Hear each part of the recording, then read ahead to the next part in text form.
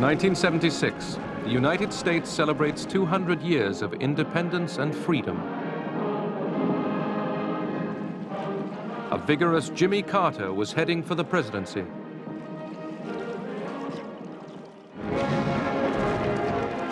The Soviet Union, too, displayed pride in its achievements under the aging Leonid Brezhnev.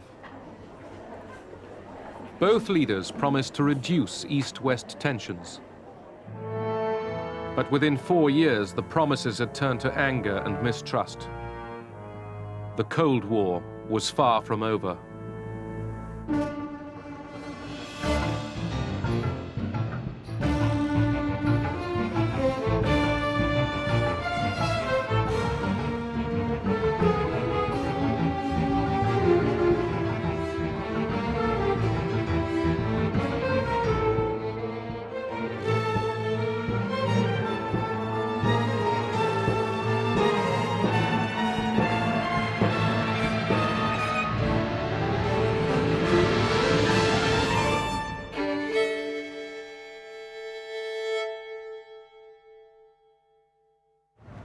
Washington, D.C., January the 20th, 1977.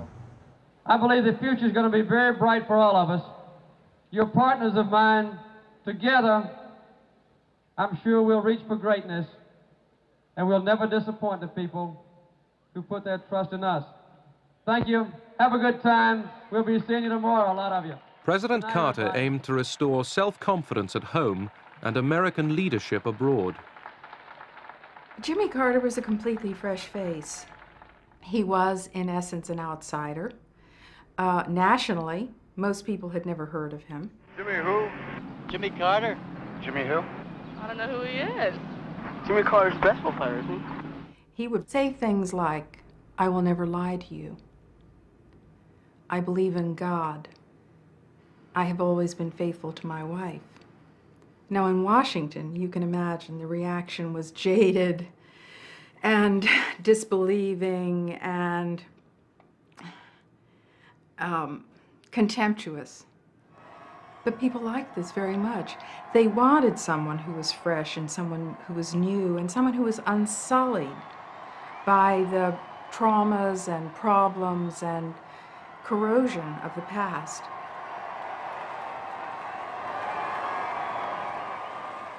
In his relations with the Soviet Union, the new president wanted to promote respect for human rights and to press for major nuclear arms cuts.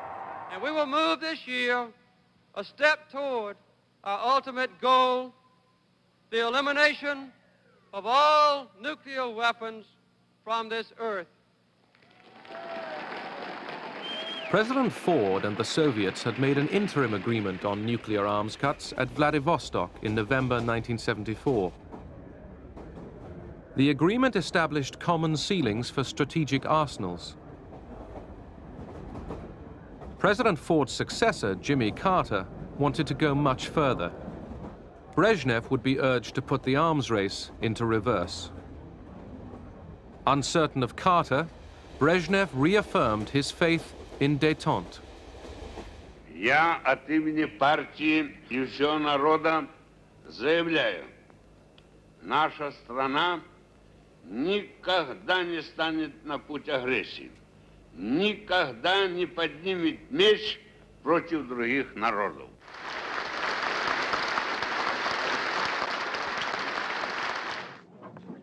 Carter sent Cyrus Vance, his Secretary of State, to Moscow with a set of proposals. One called for radical cuts in strategic arsenals, well below the Vladivostok levels. Vance had given Soviet Ambassador Dobrynin a preview of Carter's aims. The morning we departed for Europe, Vance met with Dobrynin and, in effect, gave him the details of the proposal that he would present to Mr. Gromyko a few days hence. Dobrynin said what he had said to us all along. It's Vladivostok, marginal cuts, or nothing. The Soviets bluntly rejected the American initiative. Our position was very simple. We thought everything had been agreed in Vladivostok. What he was suggesting was to make bigger, more drastic cuts, which we knew would take a very long time. And in retrospect, I can say that President Brezhnev was quite proud of the limited agreement that he had concluded in Vladivostok. And to have a new American president come in and say that is not good enough, let's do much more and do it quite rapidly, took him by surprise. In just assessing what... At home, Carter and Vance promoted the Moscow talks as a positive move. Do this. Tony, we're glad to have you back. Thanks, Mr. President. I think on the whole, the trip was not only useful, but very necessary. It's interesting that Mr. Gromyko agrees with that conclusion. And I do not believe, contrary to what appeared in one of the papers today, that there were any miscalculations. We were very well prepared for what came up, and I think on the whole, as I've said, it was a very useful and necessary trip. Other aides were less confident. The Vance mission was a big disappointment to us.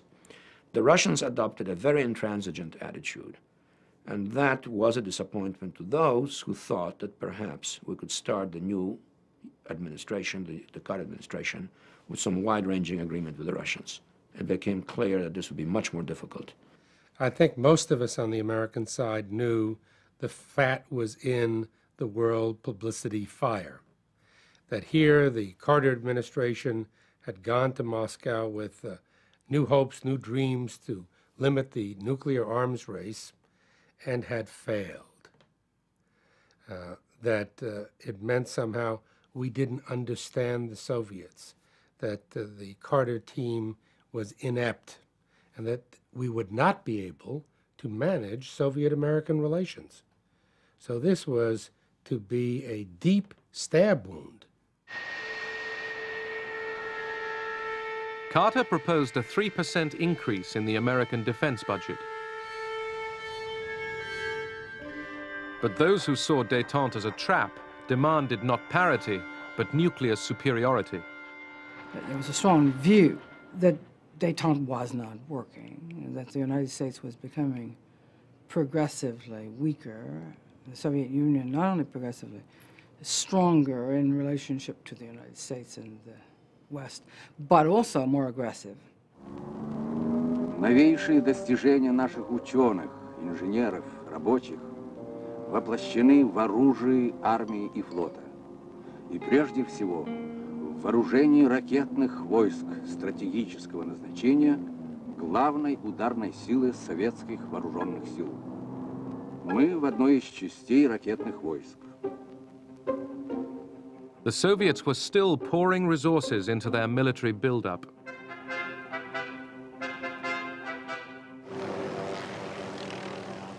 Huge deposits of oil and natural gas in Siberia had insulated the Soviet Union from the oil price rises which had caused recession in the West. Oil earned the Soviet Union much-needed hard currency. The Soviet people were constantly told that their country was thriving and able to match the West in everything. Никогда еще страна наша не располагала таким огромным экономическим и научно-техническим потенциалом. Никогда еще не была столь прочна, столь надежным ее обороноспособность. In reality, defense expenditure was draining the civilian economy. By 1977, the geriatric Leonid Brezhnev was no longer in full control. Врачи стали ограничивать время его работы. The doctors began to limit the time he was allowed to work. His eyesight was going. We had to change the font of his typewriter to the largest one possible. At that time, the whole central running of the state was in disarray. Каждый член Политбюро Each member of the Politburo began to work in his own interests and in the interests of the section of the economy he represented.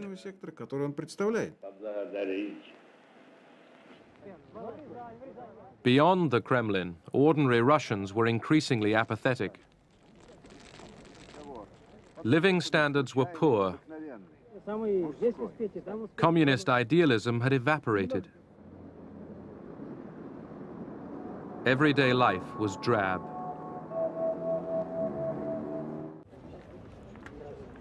Détente had not changed the Soviet Union's repressive ways. The pressure to respect human rights increased East-West tensions.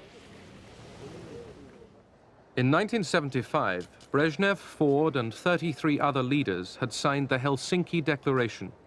For the first time, the West had a powerful political weapon to defend the cause of human rights behind the Iron Curtain. Thanks to the Helsinki Accord, which the Soviets saw as just a piece of paper, the attention of the world media turned to our cause. Suddenly, the American Congress was dealing with it. Heads of state were dealing with it. It started influencing the whole character of relations between East and West. I was very convinced before I became president that basic human rights, equality of opportunity, the end of abuse by governments of their people was a basic principle on which the United States should be an acknowledged champion. We said to the president, "We are not going to let you put pressure on us. This is an internal matter.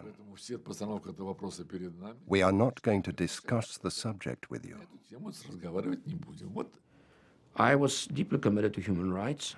I felt this was important, but I will not hide the fact that I also thought that there was some instrumental utility in our pursuit of human rights vis-à-vis the Soviet Union. And raising the issue of human rights pointed to one of the fundamental weaknesses of the Soviet system, namely that it was a system based on oppression. In Czechoslovakia, dissidents secretly drew up Charter 77, a human rights document that was smuggled to the West. The signatories were persecuted. Many were imprisoned, including playwright Václav Havel. Under house arrest, Havel made a clandestine recording.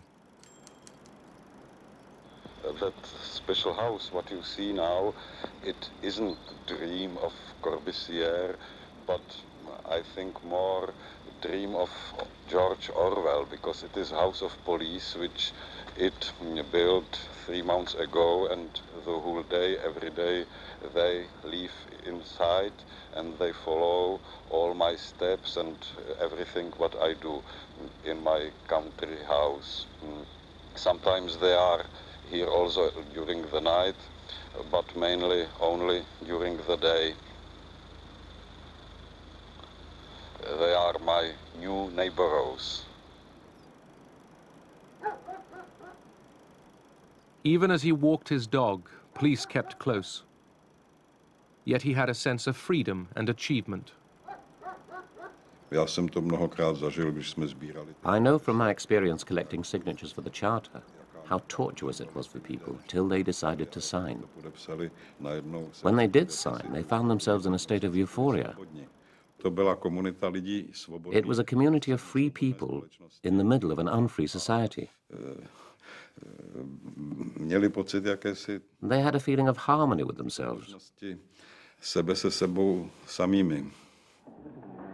Human rights activists in the communist bloc set up Helsinki watch committees to monitor and publicize human rights abuse. Close links with the Western media were forged by dissidents such as physicist Andrei Sakharov. То, что можно назвать словом «мы», это действительно очень небольшая группа людей, которые позволили себе говорить то, что они думают. И мы в этом смысле это не политическая партия, рвущаяся к власти, это морально-этическая оппозиция существующей власти, причем стремящаяся к реформам, а не к каким-то революционным переменам. Systematically intimidated, dissidents ended up in KGB prisons. Опасность диссидентов была в том, что их критика The threat was that their criticism of the Communist Party and the socialist way of life would become a platform for attacking the regime. платформу, так сказать, критики всего строя, который существовал в стране. It could turn into an organized political force. Идеологически будет господствовать в массах, а завтра это перельет. That was what we were afraid of. Вот этого и боялись.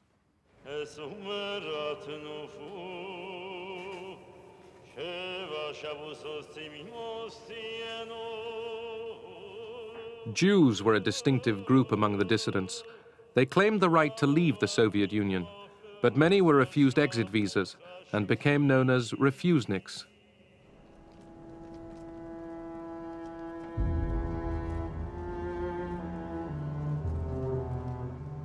Those who campaigned for their rights were often punished with long prison sentences in forced labor camps, along with other political activists.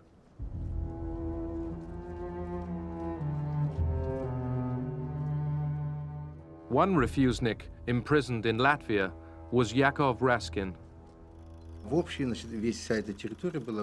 The whole territory was surrounded by armed guards with dogs. The door would open, and we would be split up into work groups, 5 people in each group.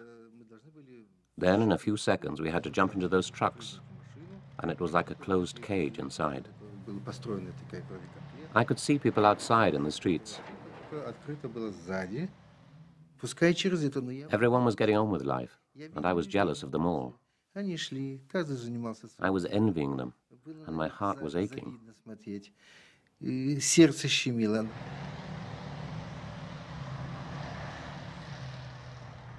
Another way of silencing Soviet dissidents was to label them insane and put them in mental hospitals. Mind control drugs were used to make them recant.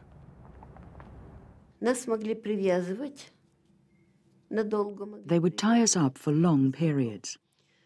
They gave us handfuls of drugs 3 times a day, so the body couldn't stand it anymore.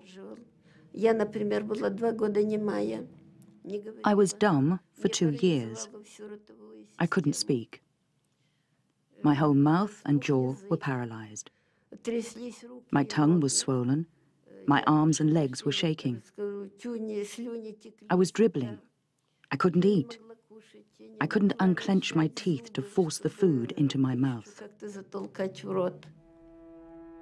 Soviet doctors who exposed the psychiatric abuse to the West risked imprisonment.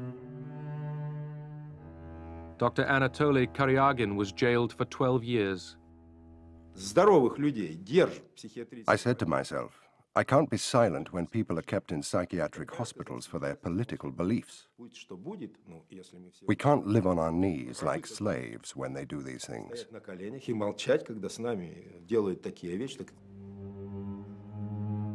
In prison, Karyagin refused to admit any wrongdoing.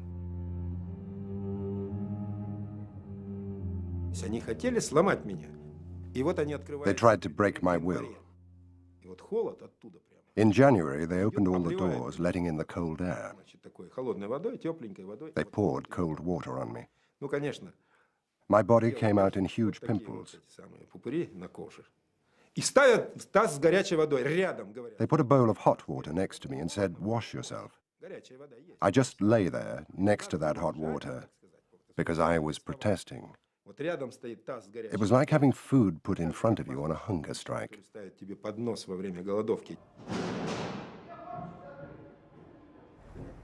In 1978, the prominent refusenik Anatoly Sharansky was sentenced to 13 years for espionage and treason. Outside the court, supporters, who included Andrei Sakharov, defiantly publicized Sharansky's case to the Western media.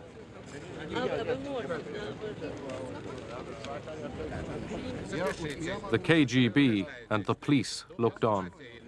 Чтение приговора может быть осуществлен только председатель суда должен решать, можно ли пустить на приговор. Когда на Западе протестовали против тех и других действий, when there were protests, and when material was published in the Western press about violations of human rights, there was indignation. The KGB reaction was, those wicked people have penetrated our defenses and published information in the West. Punish them. Наказать. The Sharansky trial triggered forceful protests in the West. The fate of political prisoners became a key issue in American politics. The trials which began yesterday in the Soviet Union have serious implications for the future relations between the United States and the USSR. The United States Congress and the Helsinki Watch Committees monitored Soviet behavior. But I'm not at all a specialist in regard to military matters. But I do not trust the Soviet government. The evidence of human rights abuse inflamed anti-Soviet feeling in America.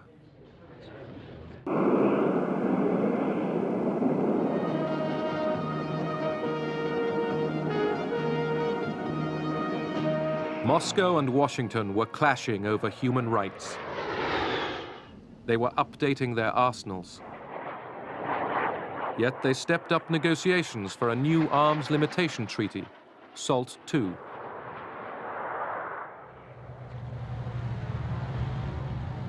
Meanwhile, the Soviet Union was deploying its new medium-range nuclear missiles, the SS-20s. They were targeted on Western Europe. The decision to deploy the SS-20s was made in total secrecy. Even our intelligence didn't know about it. The military-industrial complex was out of control, including the army. We in intelligence learnt about it from Western sources. The SS-20 missiles alarmed the NATO allies, particularly the West Germans. With a range of 3,000 miles, these missiles could hit their capitals. No one had any plan to attack Europe using SS-20s. At first, they were just a replacement of old, obsolete rockets. Then the conveyor belt started working, and it went on and on. It was difficult to stop the production line.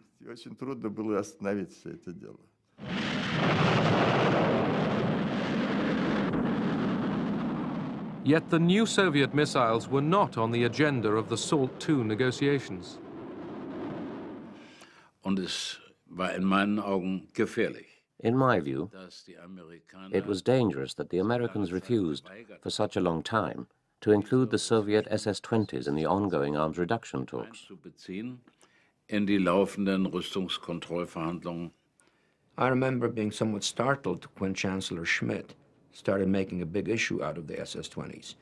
But then I came to realize that, in a sense, he was right, namely that the SS-20, while perhaps not a decisive military weapon, posed the risk of decoupling Europe's security from America's, namely of posing before us the dilemma that maybe Europe was threatened by nuclear devastation, but that we were not, and therefore should we risk the devastation of our own people and our own cities in order to protect Europe. We had all sorts of counters in Europe. We ourselves had thousands of nuclear weapons in Europe, cruise missiles, tactical aircraft. We could have responded at any level. But it was almost impossible to make that case successfully because everyone was so nervous about being accused of not being tough enough on the Soviet Union. The West adopted a twin-track policy.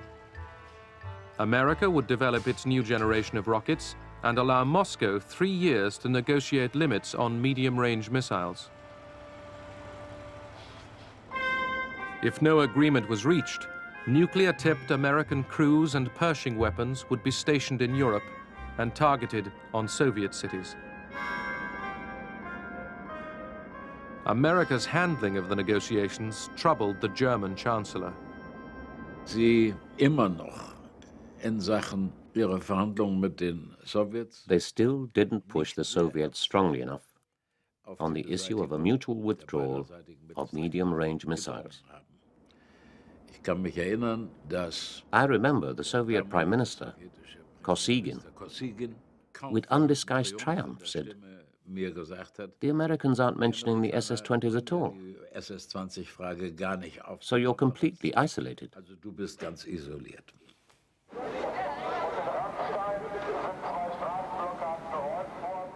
NATO's promise to deploy these weapons was divisive.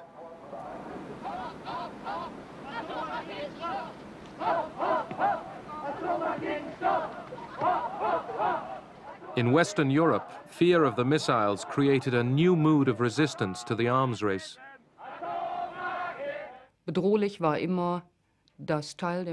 What was always dangerous was that Germany would become the nuclear battlefield.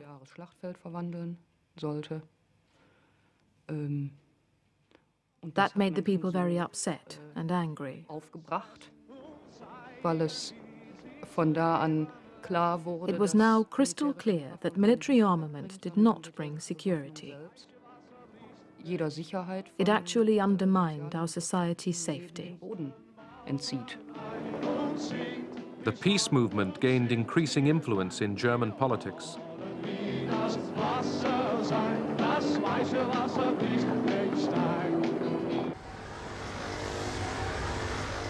The superpowers had agreed new limits on strategic arms in June 1979, completing the SALT II treaty. Carter met Brezhnev for the first time when they both came to Vienna to sign the treaty.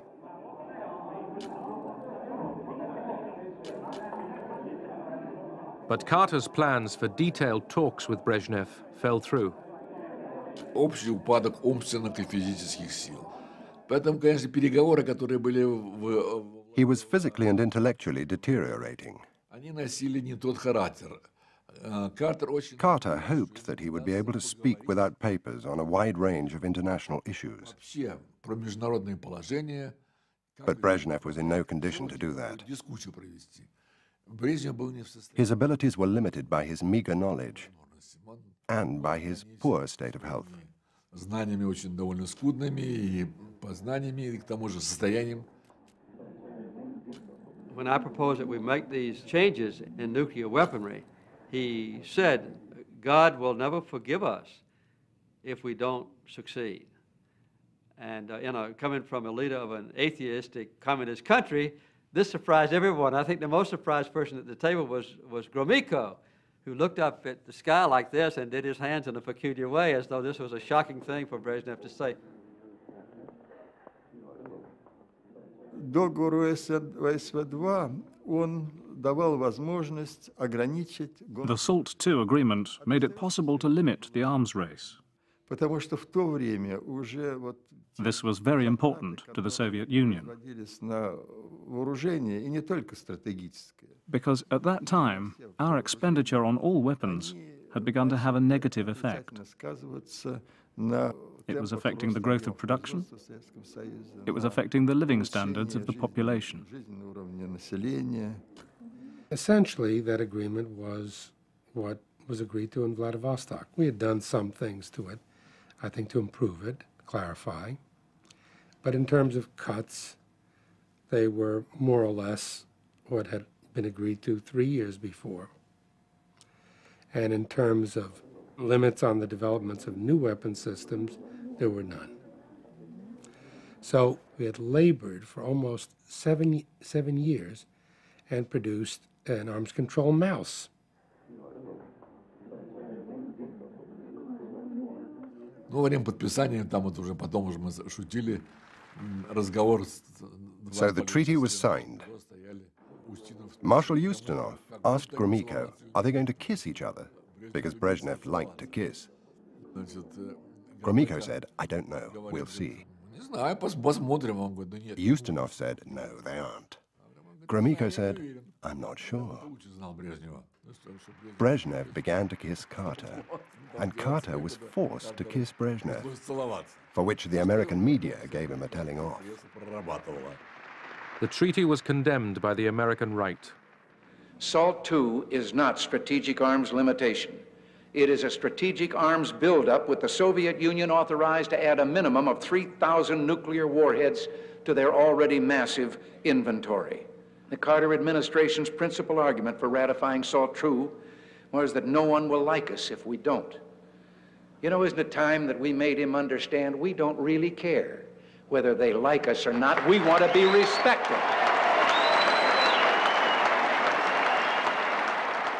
The Soviets never really gained military superiority over us.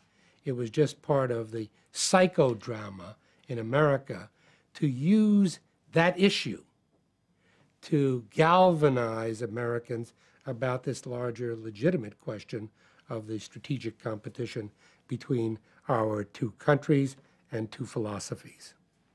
We did, you know, at inauguration. Oh, yes.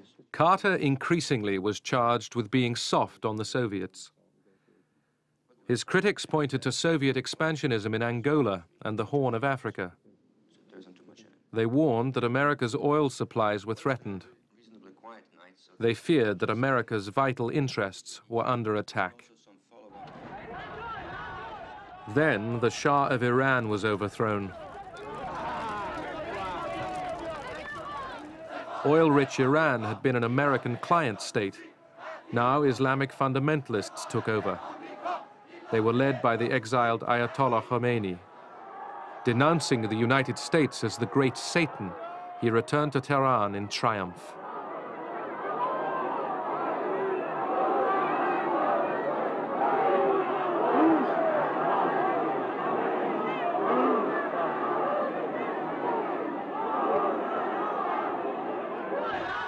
A siege of the American embassy ended with all diplomats taken hostage. A failed rescue attempt sealed America's humiliation. The crisis in Iran heightened our sense of vulnerability insofar as that part of the world is concerned. After all, Iran was one of the two pillars on which both stability and our political preeminence in the Persian Gulf rested.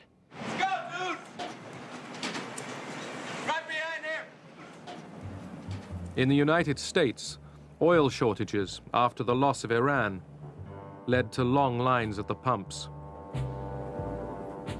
Been here for 4 hours. It's too much. The economy was slowing down. The blame fell on President Carter and further damaged his prestige. Then, the Soviets struck in Afghanistan.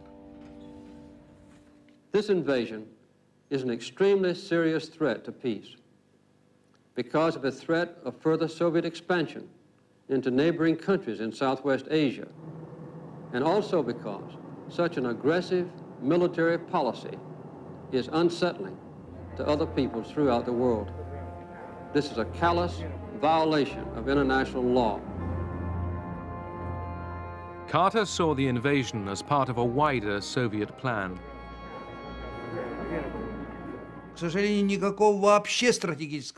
Unfortunately, there was no strategic plan at all.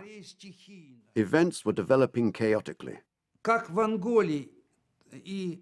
In Angola and Ethiopia, as well as in Afghanistan, Soviet policy became the hostage of unfolding events.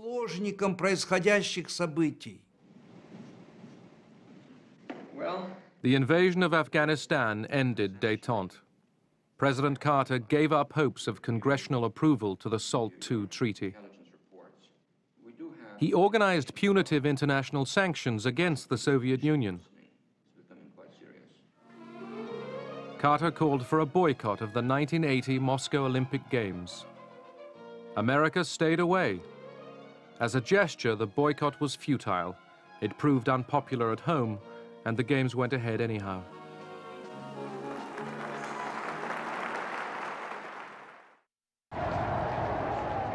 In Poland, the Russians faced a fresh challenge. The new Pope, Karol Wojtyła, visited his homeland. He called on his flock to recapture control of their destiny. Przełamano wówczas. It broke down the barrier of fear.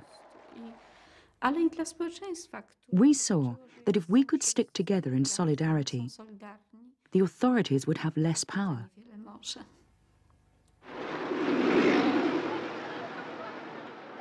The Polish economy was in crisis. There were shortages everywhere.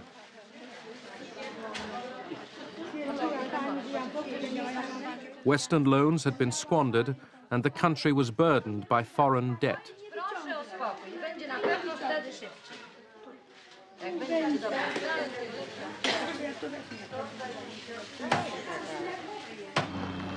When the government yet again raised food prices in the summer of 1980, workers at the Gdansk shipyard staged an illegal strike.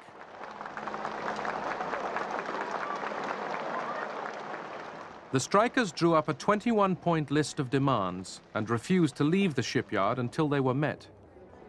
Natomiast ta walka z tym potworem komunistycznym This fight with the communist monster was really impossible. była niemożliwa inaczej jak We could only fight against it by using its own weapons, because it pretended to be the people's system. a w ogóle takim nie był. I dlatego punktowanie The only effective way was for us to organize around bread and butter issues bardziej skuteczne. I w związku z tym and use these concerns to gain our freedom. czy droga przez chleb do wolności, We set about using truth to conquer untruth. zwalczanie kłamstwa, to była jedyna możliwa droga. Zdarzają się i tacy ludzie. The government decided to negotiate with the strikers, but first it promised there would be no reprisals. Jak jest możliwe, żeby ktoś traktował działaczy tutaj zebranych? Panie premierze, kiedy ja mam dziesiątki straszenia mnie już, że jak tylko wyjdę, to będzie to i to. Ja nie tylko. Proszę pana, to i mnie wtedy trzeba przepędzić. Nie możemy ulegać emocjom. Nie ma takiej intencji. What began as an economic protest became a demand for sweeping political concessions. The government negotiators gave way to the workers' key demands. Mamy wreszcie niezależne, samorządne związki zawodowe.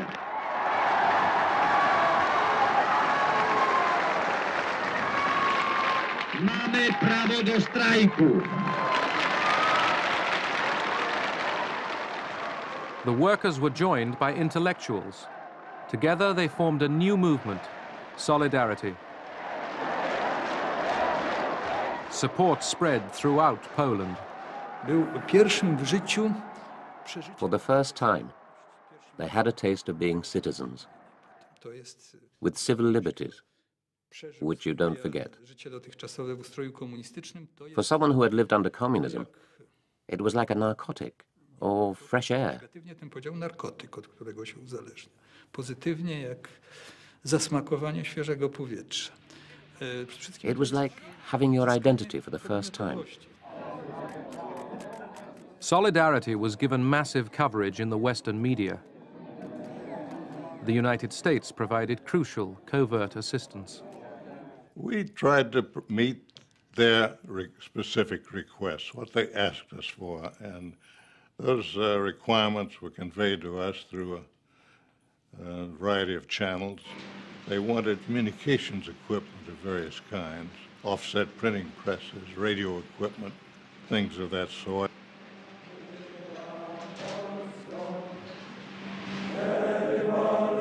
Solidarity became increasingly defiant.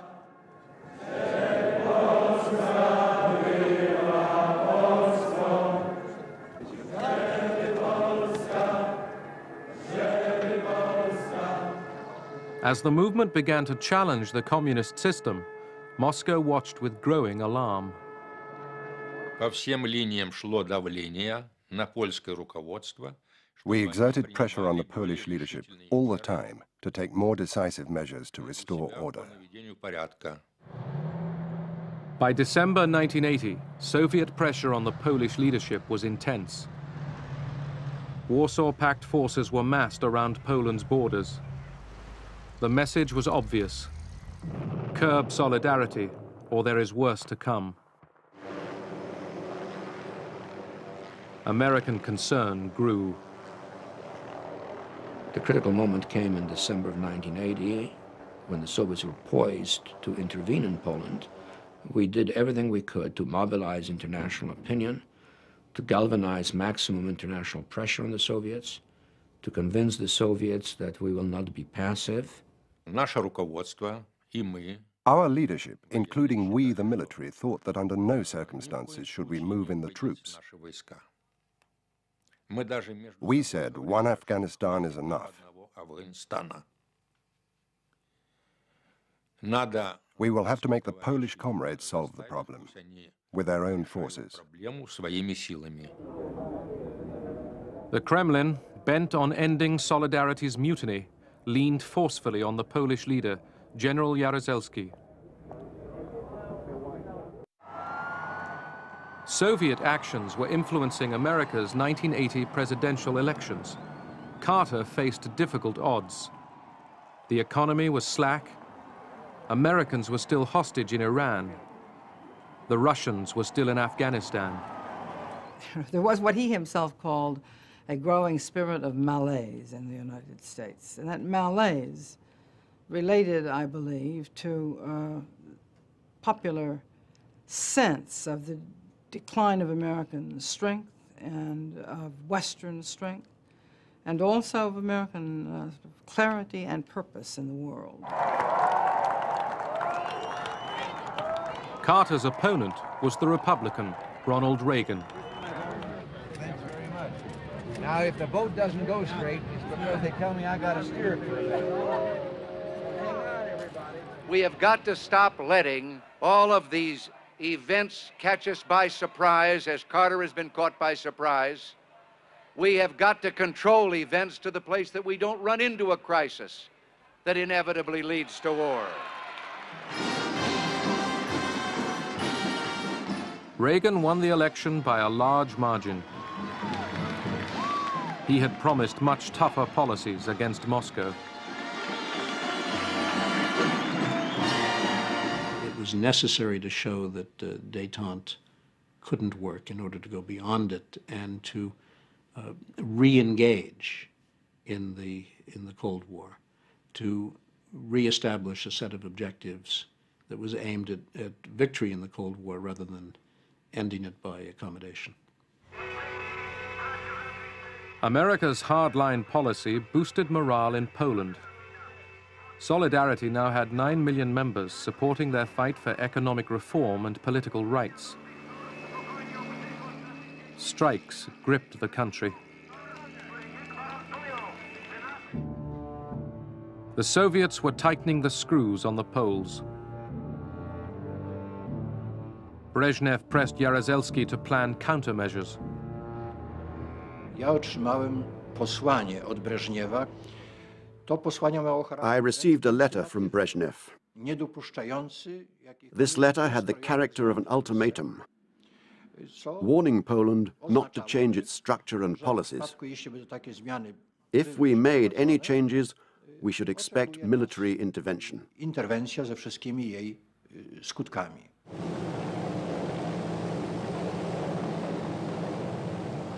On December 2nd, 1981, a fireman's strike was crushed by riot police.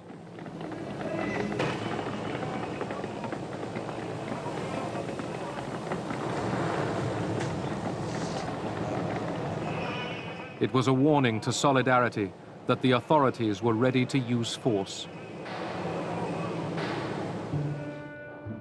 On December 12th, Solidarity met to plan a nationwide strike.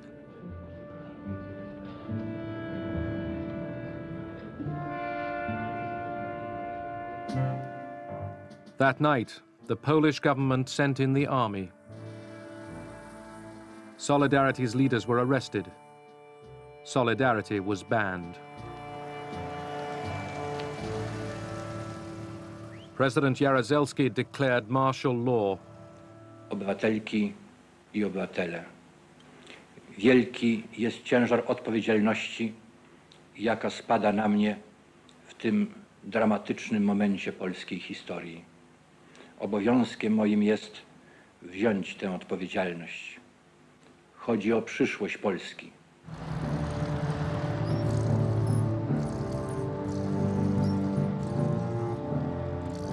Martial law fractured East-West relations. Civil rights were suspended, mocking the Helsinki Declaration. Moscow had reimposed its will. In 1981, I said to the gentleman who came to arrest me, "This is the moment of your defeat. These are the last nails in the coffin of communism."